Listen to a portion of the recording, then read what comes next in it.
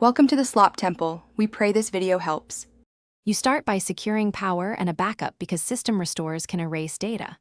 Once done, toggle airplane mode to force the radio to reset. This often clears a grayed Wi-Fi.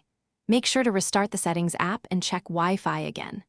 If the toggle stays grayed, plug the phone into a computer and prepare for deeper software steps. You are layering simple, low-risk moves before escalating to restores or hardware checks.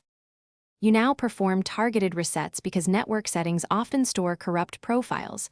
Reset network settings clears those without deleting files. Next, update iOS.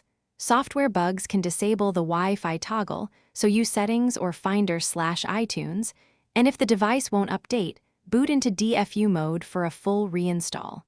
While software works, visually inspect the antenna area and lightning port. Debris or a misaligned case can cause hardware interference, so you finish by isolating hardware versus network problems. Connect the iPhone 11 to a different, known working Wi-Fi and try a tether from another phone. If issues persist after a full restore and DFU, it likely needs hardware service. Book Apple support or an authorized repair for antenna or logic board work.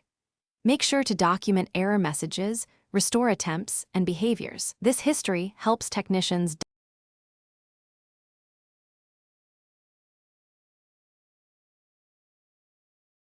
Thanks for watching.